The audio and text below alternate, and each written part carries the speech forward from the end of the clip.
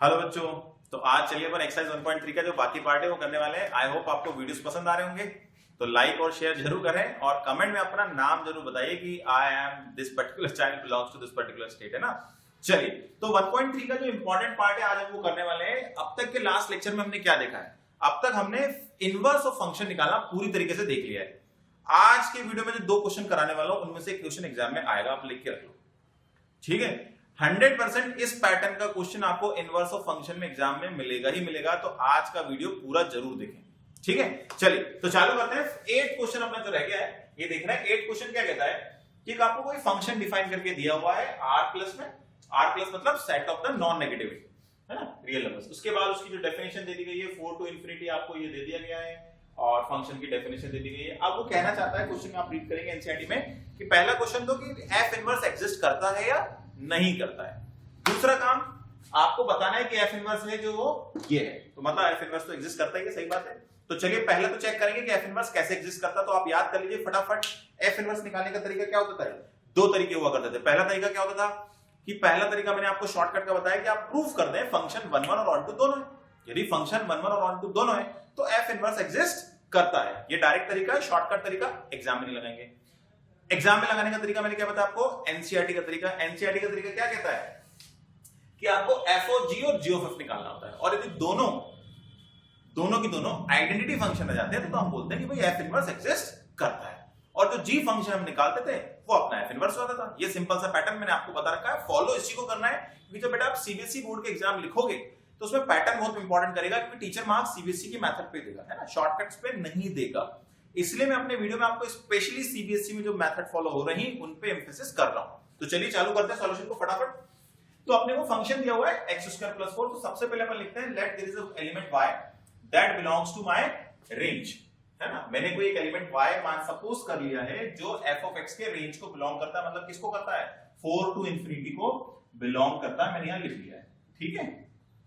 कोई भी एक एलिमेंट y है जो इसको बिलोंग करता है। फिर अपन इसके बाद क्या करते हैं कि जो मेरा एलिमेंट है उसको मैं फंक्शन के इक्वल कर लेता हूं। यहां से हम क्या करते हैं, x की वैल्यू निकाल लेते हैं, इंटरचेंज करके फटाफट निकाल लो। तो x की वैल्यू क्या दिखती है अपन को? √y - 4 दिखती है, ठीक है।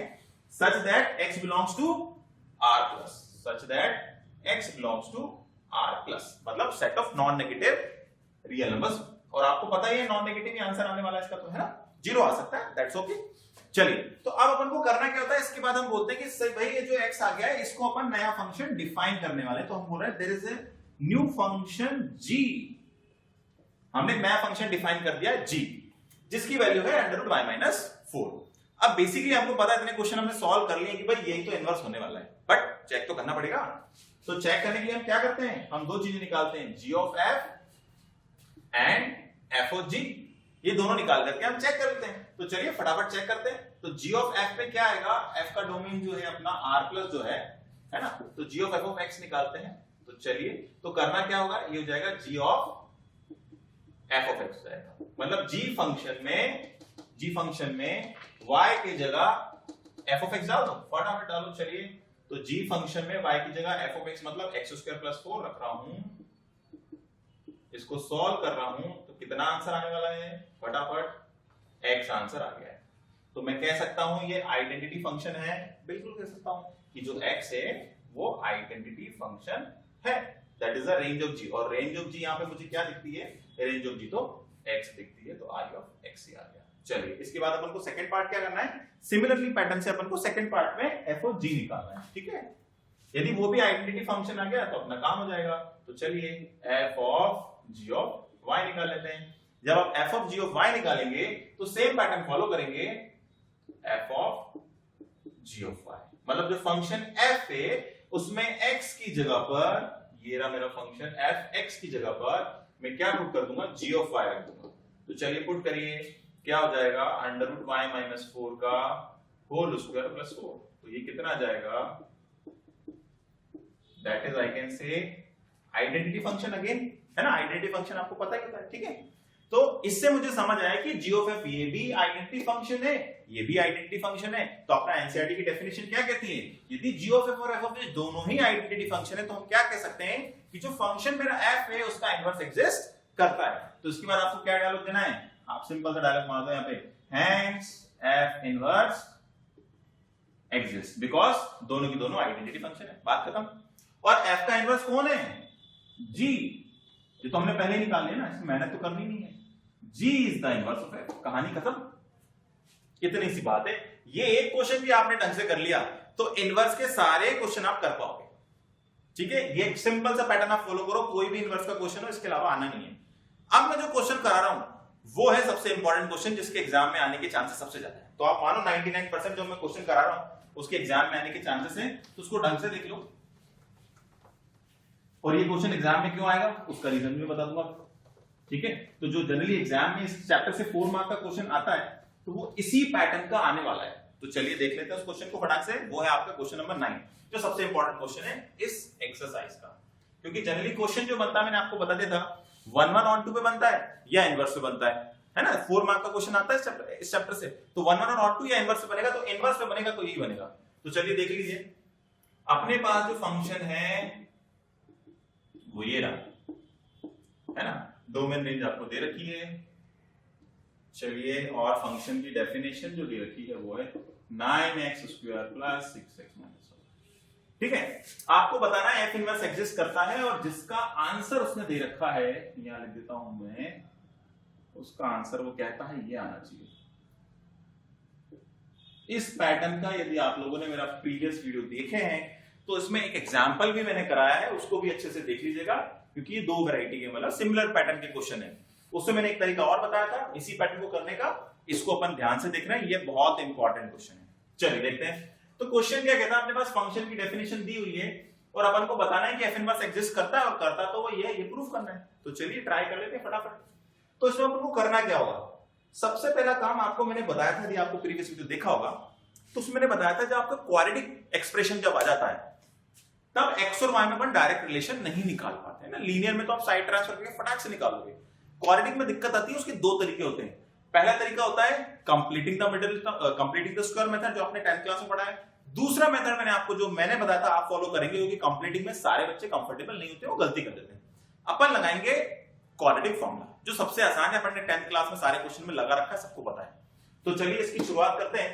तो मैं लिखता हूं let there is an arbitrary element y that belongs to the my range of the data that is -5 to infinity। मैंने एक मान लिया है कोई आर्बिट्ररी एलिमेंट y है जो इनको बिलोंग करता है। तो मैं क्या करूंगा, मेरे y को इक्वेट कर दूंगा मैं फंक्शन से, है ना, रेंज से इक्वेट कर दूंगा। अब इसके बाद प्रॉब्लम कहां आती है कि सर अब x की वैल्यू तो कैसे निकालोगे आप, यहां प्रॉब्लम खड़ी है। तो इसके लिए हमने तरीका जो दिखा है वो ये है, हम क्या करेंगे, इसको क्वाड्रेटिक इक्वेशन में कन्वर्ट कर देंगे। कर दिया। अब क्वाड्रेटिक इक्वेशन में कन्वर्ट करने के बाद हम x की वैल्यू निकालेंगे क्वाड्रेटिक फॉर्मूला से। तो क्वाड्रेटिक फॉर्मूला क्या कहता है, -b ± √b² - 4ac / 2a। ये तो हमको रटा हुआ है, 10वीं क्लास में खूब पढ़ा है। चलिए इसको फटाफट सिंप्लीफाई कर लो तो आपको दिख जाएगा कि ये जो आंसर आने वाला है, यहां से 6 बाहर निकाल लो, है ना, 36, ये भी 36 बन जाएगा। बाहर निकालो, स्मार्ट मूव करा करो फटाफट। तो 36 बाहर निकल के हो जाएगा 1 -5 तो ये +5 अपॉन 18 हो गया। इसको फटाफट सॉल्व कर लो तो आपको आंसर 6 3 जा 18 काट दो, स्पीड बनाओ अपनी। तो ये 1 हो गया, ये 1 हो गया, है ना, 1 लिखने की यहां तो कोई जरूरत है ही नहीं। ये अंडर रूट में क्या हो गया 6 + 5 और अपॉन में कितना हो गया। फटाक से आंसर को देखते हो क्या बोलता है, वो बोलता है y + 6 - 1/3 आना चाहिए। अब आपको यहां पे देखो 2 आंसर दिखने वाले हैं, बट इसमें से एक आंसर अपन रिजेक्ट कर देंगे। क्यों रिजेक्ट कर देंगे, क्यों रिजेक्ट कर सकते हैं, क्योंकि यहां पर अपना जो डोमेन दे रखा था वो क्या था, प्लस था। नेगेटिव में आंसर नहीं आना चाहिए था ना। उसने बोला है आपको जो डोमेन है, जो x की वैल्यू जो आनी चाहिए, कैसी आनी चाहिए, r+, नेगेटिव नहीं आनी चाहिए। और यदि आपने इसको माइनस ले लिया तो सारे आंसर ही नेगेटिव आने वाले, ठीक है ना। यदि आपने इसको नेगेटिव कर दिया तो आपके आंसर नेगेटिव में आएंगे, इसलिए आपको उसको प्लस लेना पड़ेगा, जो इससे बड़ा होगा तो आंसर अल्टीमेटली आपका पॉजिटिव हो जाएगा। तो इस केस में आप क्या करेंगे कि नेगेटिव आंसर को रिजेक्ट करके आप डायरेक्टली लिख देंगे -1 + 6 + y √। ये माइनस क्यों नेगलेक्ट कर दिया है, डेप्थ थिंग वापस देख लो, क्योंकि यदि ये माइनस रहा तो पूरा आंसर नेगेटिव आएगा, x नेगेटिव नहीं है। तो अपन ने ये निकाल लिया और दिखता आपको ये है। अब इसके बाद हमें समझ तो आ गया भाई एफ इनवर्स ये यार, बट टीचर थोड़ा नंबर देने वाला है, टीचर को तो ये मेथड, उसको तो 4 मार्क के लिए जो स्टेप सीबीएसई ने डिफाइन करी वही देना पड़ेगी आपको। तो चलिए उसको फटाफट करते हैं। इसके लिए आपको मैं शॉर्टकट में बता रहा हूं, पूरा डील नहीं करूंगा। I believe you are in 12th class, तो आपको थोड़ा बहुत कैलकुलेशन तो इंप्रूव कर चुके होगे। तो इसमें आपको पैटर्न फटाफट फॉलो करो। तो let us define a new function g। g of y को फटाक से लिख दो आप, क्या ये रहा -1 plus 6 plus y under root upon 3। ये अपन एक नया फंक्शन g डिफाइन कर दिया। इसके बाद हम क्या करेंगे, इसके बाद मैं आपको लिख के बताता हूं करेंगे आप। तो f ऑफ g निकालेंगे आप और g ऑफ f निकालेंगे। इन दोनों के फटाफट आप आंसर निकालेंगे। इन दोनों के आंसर निकालने के बाद यदि आपका आंसर क्या आ जाए, यहाँ पे y आ जाए दैट इज, और यहाँ पे x आ जाए दैट इज, तो आप कह सकते हैं कि ये भी आइडेंटिटी फंक्शन है, ये भी आइडेंटिटी फंक्शन है। तो हमारा f इनवर्स एग्जिस्ट करता है एंड f इनवर्स एग्जिस्ट। और कौन है f inverse? g is the f inverse, जो कि हमने ऑलरेडी निकाल लिया, एग्जैक्टली सेम दिखता है। ये आप अब थोड़ी मेहनत कर लेना, 12th में आ गए तो आपको कुछ नहीं करना है, जो अपन लास्ट एग्जांपल में दे रखा है सेम की सेम वैल्यू पुट करके सॉल्व कर लेना है ना। मैं इसको इतना नहीं कर रहा हूं सॉल्व, है ना। अपन वीडियो की लेंथ को थोड़ा सा छोटा रखेंगे ताकि आपका इंटरेस्ट भी बना रहे। चलिए आगे देखते हैं। अपना नेक्स्ट क्वेश्चन आता है 10th। तो ये बहुत ही इंपॉर्टेंट क्वेश्चन है। इसके एग्जाम में आने के बहुत ज्यादा चांसेस है। आप जो स्कूल की सारी एग्जाम लिखने वाले हैं, हाफ ईयरली लिखने वाले हो, फाइनल एग्जाम, स्कूल में जो भी प्री बोर्ड होने वाले हैं, बोर्ड एग्जाम लिखने वाले हैं, ये कई बार आया हुआ क्वेश्चन, तो इसको ध्यान से कर लीजिएगा। चलिए आगे बढ़ते हैं। नेक्स्ट क्वेश्चन थोड़ा सा प्रूफ का है, उसको देखते हैं। 2-3 प्रूफ की क्वेश्चन है, उसके बाद 3 क्वेश्चन सिंपल से आने वाले हैं। तो आई थिंक अब तक सबको इनवर्स निकालने का तरीका पकड़ में आ गया होगा, है ना। कुछ बुक्स में इनवर्स निकालने का तरीका 1-1 और ऑन टू फंक्शन से दिया हुआ है, बट मैंने आपको क्या बोला, मैं एनसीईआरटी ही फॉलो करूंगा बोर्ड पर्सपेक्टिव से, है ना। तो अपन एनसीईआरटी में जो मेथड है उसी को लेके चल रहे हैं, है ना। चलिए तो अगला 10th क्वेश्चन अपन और देख लेते हैं। 10th क्वेश्चन क्या देता है कि आपके पास एक फंक्शन दे रखा है f x tends to y। अब वो कहना चाहता है कि बताओ भाई f जो है यदि उसका इनवर्स एग्जिस्ट करता है तो वो यूनिक होगा। वो कहता है f इनवर्स क्या होगा, यूनिक होगा। ये अपन को प्रूफ करना है।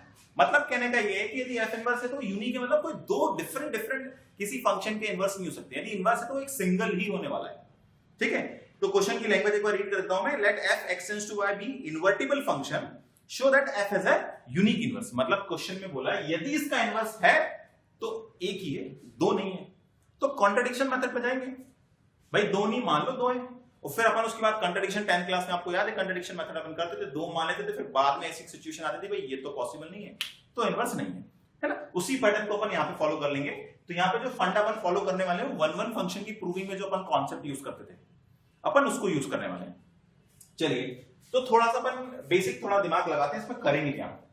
आपको पता है कि यदि f इनवर्स है, किसी फंक्शन का इनवर्स एग्जिस्ट करता है, तो यदि मैं g ऑफ f निकालूं तो वो आइडेंटिटी फंक्शन आएगा, f ऑफ g निकालूं वो भी आइडेंटिटी फंक्शन आएगा। ये पक्की बात है ना। कब? जब इनवर्स एग्जिस्ट करता है। यही कॉन्सेप्ट को अपन यहां पे लगाने वाले हैं। तो चलिए लगाते हैं। तो मैं कहता हूं कि भाई मैंने मान लिया कि f के दो इनवर्स हैं, g1 एंड g2। मैंने मान लिया कि भाई जो मेरा फंक्शन है f of x tends to y, उसके दो इनवर्स एग्जिस्ट करते हैं g1 एंड g2, ठीक है। अब यदि g1 और g2 यदि एग्जिस्ट करते हैं तो मैं क्या कह सकता हूं कि जो f of g1 वो f of g2 के बराबर होगा और वो आइडेंटिटी फंक्शन ऑफ y होगा। ये मैं कह रहा हूं भाई दोनों के f of g1 और f of g2 जब निकालोगे, भाई f of g1 निकाले, सपोज g1 इनवर्स है, तो आपको पता है ना कि f of g निकालोगे तो क्या आने वाला है, आइडेंटिटी फंक्शन ही आने वाला है। और यदि f of g2 निकालोगे तो वो भी आइडेंटिटी फंक्शन आएगा, i of y that is equals to y, I can say ये आने वाला है। ये तो आपको पता ही पता है। मतलब उससे ये मुझे समझ आया कि भाई ये दोनों तो इक्वल होंगे, ठीक है ना। इसको अपन थोड़ा दिमाग लगा के लिख सकते हैं। तो मैं कह सकता हूं इसको f of g of y लिख सकता हूं, इसको भी f of y लिख सकता हूं, ठीक है बात। यहां तक कोई समस्या नहीं है। अब मैं क्या कह सकता हूं कि यदि f of g of y ये भी है, इसको y1 y2 कर दें क्या, सॉरी g1 g2 कर दें, y तो सेम वेरिएबल है। तो मैं ये कहना चाहता हूं कि यदि ये f of g1 f of g2 बराबर हैं, तो मैं कह सकता हूं f of g1y और f of g2y ये बराबर है, सेम फॉर्म है। अब मैं क्या कह रहा हूं कि भाई देखो मेरे को समझ आता है कि जो फंक्शन f है वो तो 1-1 फंक्शन है। भाई पता है ना f of 1-1 क्यों है, क्योंकि मैंने आपको बताया था कि यदि किसी फंक्शन का इनवर्स एग्जिस्ट करता है तो फंक्शन 1-1 ऑन टू तो होगा ही होगा, वो तो ऑब्वियस है। तो मैं कह सकता हूं कि भैया जो f है वो क्या है, 1-1 है। तो आपने वन वन फंक्शन देखा होगा, प्रीवियस वीडियो में काफी अच्छे मैंने डाल रखे हैं, उसको देख लेना नहीं देखा हो तो। भाई जो वन वन फंक्शन होता है उसकी स्पेशलिटी क्या होती है? यदि f of x1 equals to f of x2 है तो x1 x2 के बराबर होगा, मतलब कहानी ये होने वाली है, पढ़ रखी है, ठीक है बात। फिर से आ जाओ, तो मैं कहता हूं भाई यदि ये दोनों इनवर्स हैं तो g भी तो इनवर्स वन वन फंक्शन आएगा, क्योंकि इनवर्स फंक्शन है, यदि उसको उल्टा करोगे तो वो भी तो वन वन फंक्शन ही एग्जिस्ट करेगा ना, क्योंकि g का इनवर्स f हो जाएगा। तो मैं कहूंगा भाई g भी मेरा वन वन है, क्योंकि भाई ये इनवर्स से आया ना, ये भी वन वन फंक्शन है। और यदि ये भी वन वन फंक्शन है तो मैं कह सकता हूं हेंस g1 जो है वो g2 के बराबर हो जाएगा। कहानी खत्म, बस इतनी सी बात थी। मतलब कि जो g1 और g2 है वो मेरी सेम वैल्यूज हैं, ठीक है बात। तो बेटा g1 जो है वो g2 के इक्वल आ गया, तो अपन कह सकते हैं कि हमने बोला था दो अलग अलग हैं इनवर्स, तो बट g1 और g2 तो दोनों सेम ही आ गए ना, तो मैं कह सकता हूं कि जो इसका इनवर्स है वो यूनिक है, ठीक है। तो इससे अपन को एक नया कॉन्सेप्ट समझ आया कि यदि किसी फंक्शन का इनवर्स एग्जिस्ट करता है तो वो यूनिक ही होगा, मतलब किसी एक फंक्शन के दो अलग अलग इनवर्स एग्जिस्ट नहीं कर सकते। चलिए ये भी एक ठीक क्वेश्चन था। अब अपन जो क्वेश्चन कर रहे हैं ये थोड़ा इंपॉर्टेंट क्वेश्चन है, ये एग्जाम में आ जाता है 4 मार्क्स का, क्योंकि ये बहुत सिंपल सा क्वेश्चन है। इसको फटाफट देख लीजिए, इसमें दो कॉन्सेप्ट भी आपको समझ आएंगे। कि एक जो कॉन्सेप्ट हमें पढ़ना है कि हमने किसी फंक्शन का इनवर्स निकाल लिया, अब मैं कह रहा हूं जो मैंने फंक्शन का इनवर्स निकाल लिया है उसका वापस इनवर्स निकालो। अब वो निकालने से क्या आंसर आने वाला है? तो उस यदि हम किसी फंक्शन का इनवर्स निकाल के वापस उसका इनवर्स निकालेंगे तो फंक्शन ही जाएगा। तो ये जो प्रॉपर्टी है वो हमें इस क्वेश्चन में काफी अच्छे से क्लियर हो जाएगी। तो इस क्वेश्चन को अपन देख लेते हैं। ये है आपका क्वेश्चन नंबर 11 बुक में। तो चलिए क्वेश्चन देखते हैं। क्वेश्चन कहता है f1 2 3 दे रखा है फंक्शन आपका abc, ठीक है। और क्या बोलता है वो f(1) जो है वो a है, f(2) जो है वो b है और f(3) जो है वो c। ये आपको इंफॉर्मेशन दी है, आपको बोलना है यहाँ पे f इनवर्स का इनवर्स f, ये आपको प्रूफ करना है, ठीक है बात। सबसे पहले तो अपन को पता करना पड़ेगा फंक्शन है क्या। फंक्शन के बारे में बात तो चल रही, भाई f(1) बन दे दिया, तो इसको अपन क्या करेंगे अदर फॉर्म में लिख देंगे। कैसे लिख देंगे इसको अपन? तो मैं कह सकता हूं कि मेरा जो फंक्शन है वो क्या है, उसको मैं ऐसा लिख सकता हूं क्या 1, a है ना। ये अपन ने पढ़ चुका है 11th क्लास में, आपने ना सेट चैप्टर भी पढ़ा हुआ है। 12th में अपन ने काफी बार सेट रिलेशन फंक्शन जो अपन ने जो रिलेशन फंक्शन में स्टार्टिंग के वीडियोस में बताया, तो आपको बता रखा है। ये इस पैटर्न में अपन फंक्शन को लिख सकते हैं जिसमें फर्स्ट एलिमेंट डोमेन होता है, सेकंड एलिमेंट रेंज होता है ना। ये तो अपन ने देख लिया, ठीक है। तो ये अपना फंक्शन हो गया। अब मैं आपसे बोलूं कि भाई बताओ इसका इनवर्स क्या होगा, तो आप बेसिक कॉन्सेप्ट पे जाओ। अब तक इस पैटर्न का क्वेश्चन आपने नहीं देखा है ना, ये बिल्कुल नया पैटर्न है। तो बेसिक कॉन्सेप्ट पे जब जाओगे तो बेसिक कॉन्सेप्ट फंक्शन के इनवर्स का क्या कहता है कि f of x tends to y यदि फंक्शन है, एग्जांपल बता रहा हूं, तो इनवर्स पे क्या होता है y टेंड्स टू x हो जाता है। बात समझ रहे हो? कोई नया इनवर्स फंक्शन यदि मैं निकाल दूंगा, उसको g दे दूं, कुछ भी नया नाम दे दूं, तो होता क्या है बेसिकली डोमेन और रेंज को आपको एक्सचेंज करना होता है, वही तो इनवर्स है। ये बेसिक कॉन्सेप्ट है, हम पढ़ते पढ़ते भूल गए, इतने सारे इनवर्स निकाला कि हम इस कॉन्सेप्ट को अवॉइड करते हैं। बट ये बेसिक कॉन्सेप्ट है इनवर्स का, कि डोमेन और रेंज एक्सचेंज हो जाने हैं। यही कॉन्सेप्ट अपन यहां लगाने वाले हैं। तो चलिए फटाक से कॉन्सेप्ट को लगाते हैं। तो मतलब ये जो डोमेन और रेंज है मुझे क्या करना है, एक्सचेंज करना है। तो यदि कोई आपसे बोले भाई बताओ एफ इनवर्स क्या है, तो आप क्या लिखोगे? एफ इनवर्स में डोमेन और रेंज को एक्सचेंज कर दोगे। तो भैया आप बोलोगे ये रहा, ये मेरा एफ इनवर्स है, बात खत्म। इतनी सी तो बात थी। तो ये तो एफ इनवर्स आ गया। अब वो कहना चाहता है कि बताओ भाई एफ इनवर्स का जो इनवर्स है वो एफ आएगा, तो निकाल दो भाई। मैं कहता हूं कि इनवर्स ऑफ एफ इनवर्स, जिसको मैं ये भी कह सकता हूं एफ इनवर्स इनवर्स, वापस कर दो। इसका इनवर्स निकालने के लिए इसकी डोमेन रेंज वापस एक्सचेंज कर दो, कोई दिक्कत नहीं है। लो आप कर दिया, बहुत ही आसान। तो मैं कह सकता हूं कि ये जो है किसके बराबर है? एफ के ही तो बराबर है। बहुत ही आसान था, ठीक है ना। बट एक नया कॉन्सेप्ट था, अब तक मैंने इस पैटर्न का क्वेश्चन नहीं देखा था। तो आई थिंक आपको क्लियर हो गया होगा कि जो फंक्शन में अपन जब इनवर्स निकाल रहे हैं तो बेसिकली डोमेन और रेंज को ही तो एक्सचेंज कर रहे हैं। बेसिक कॉन्सेप्ट है, इसको याद रखना है, इसको भूलना नहीं, ठीक है। चलिए नाउ अब अपन को देखना है कि 13 क्वेश्चन लिखना है। अब 2-3 छोटे छोटे से क्वेश्चन बचे हुए हैं, 2 ही क्वेश्चन बचे हुए हैं, तो फटाफट देखते थे 13th क्वेश्चन जो एमसीक्यू टाइप का है। 13th क्वेश्चन कहता है f r to r, है ना, रियल नंबर टी फंक्शन दिया है, सिंपल सा क्वेश्चन है, f of x equals to 3 minus x cube whole to the power 1/3। बहुत ही आसान क्वेश्चन है, आपको पता करना है f of x। ये तो बहुत ही सिंपल सा क्वेश्चन है भाई, इस पैटर्न के तो मैंने काफी सारे क्वेश्चन देख रखे हैं, है ना, कि f of g of x है, तो ये कैसे निकालते हैं, तो चलिए इसको निकालते हैं। तो इसका मतलब क्या है कि आपका जो फंक्शन f है उसमें x की जगह पर f of x रखना है, x की जगह पर f of x रखना है, तो थोड़ा सा सावधानी बरतनी है।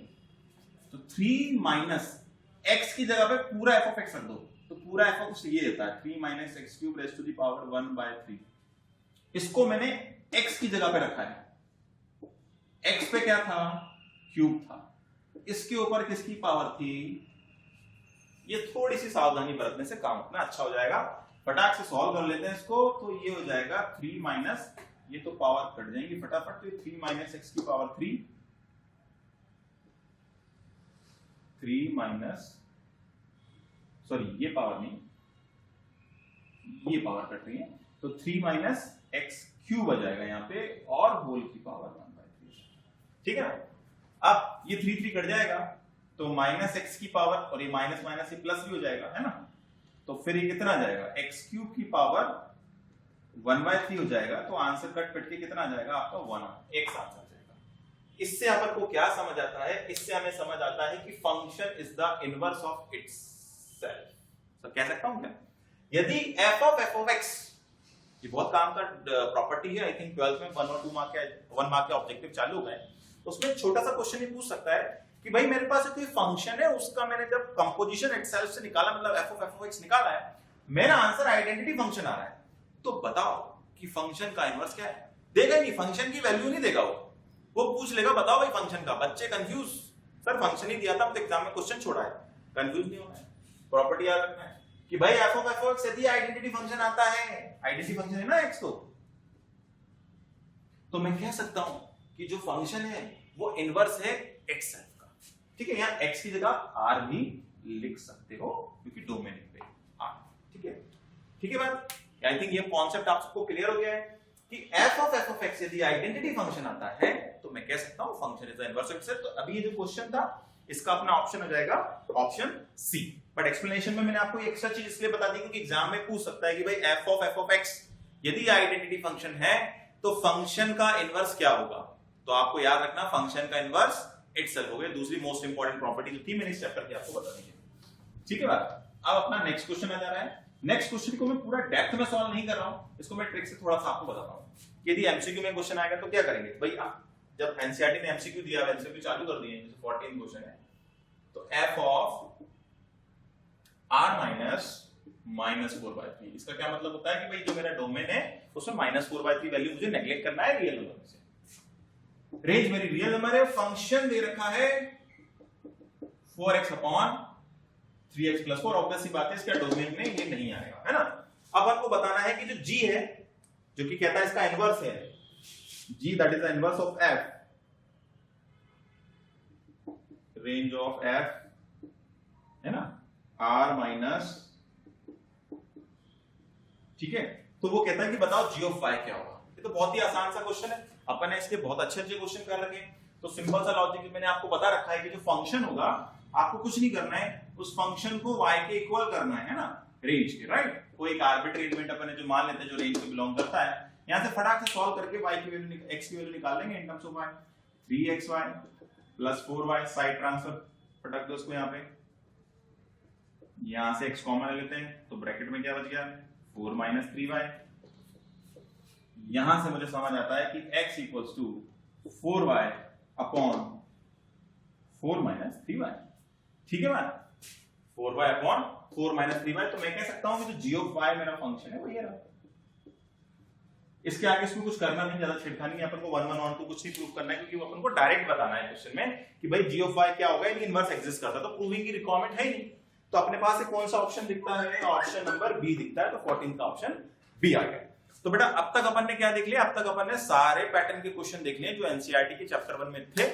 अपनी मिसलेनियस एक्सरसाइज रह जाती है और कुछ इंपॉर्टेंट क्वेश्चन, एक वीडियो और 2 वीडियो में इसके बाद आपको डालूंगा चैप्टर 1 में, है ना, वो थोड़े समय बाद आएंगे। जो चैप्टर 1 में के जो वीडियोस हैं, 2 इंपॉर्टेंट वीडियो डालूंगा जिसमें मैं आपके कुछ सेलेक्टेड प्रीवियस ईयर के इंपॉर्टेंट क्वेश्चन जो होंगे, है ना, जो प्रीवियस ईयर में आए हुए हैं, जो कुछ कॉन्सेप्ट एनसीईआरटी में नहीं होते हैं, हिडन कॉन्सेप्ट, जिसको अपन कह सकते हैं कि भाई एनसीईआरटी में एक इक्का दुक्का सवाल है बट बोर्ड में आ रहा है, हो सकता है कोई ऐसा सवाल है बोर्ड में आ रहा है एनसीईआरटी में ना हो, ऐसा वीडियो मैं बनाऊंगा और वो 2 वीडियोस आपके अलग से आएंगे। बट अब मैं नेक्स्ट चैप्टर आपका चालू करने वाला हूं, that is chapter number 2, inverse trigonometric function. तो आपको जो नए वीडियोस मेरे मिलेंगे अब, है ना, जो बच्चों सब्सक्राइब कर रखा है, आपको इनवर्स ट्रिग्नोमेट्रिक फंक्शन के मेरे वीडियोस मिलेंगे। तो अपन उस चैप्टर की तैयारी करेंगे। बीच में आपको थोड़े दिनों बाद चैप्टर 1 के 2 स्पेशल वीडियो आएंगे, जो मैंने आपको वादा किया था कि हर चैप्टर के बाद मैं बोर्ड के इंपॉर्टेंट क्वेश्चंस को कवर करूंगा, वो उसको थोड़ा टाइम लगेगा। अभी अपन इसके बाद चैप्टर 2 चालू करने वाले हैं। तो आई थिंक आपको वीडियोस अच्छे लग रहे होंगे, लाइक कमेंट और शेयर जरूर करिए, है ना। कमेंट में जो बातें आपको लगती है वीडियो के बारे में, जो भी इंप्रूवमेंट लगता है, किसी को अच्छा लगता है तो अच्छा बोलिए, बुरा लगता है तो बुरा बोलिए कि सर ये हमें पसंद नहीं आया, बिल्कुल करिए, तो we will improve it. Okay.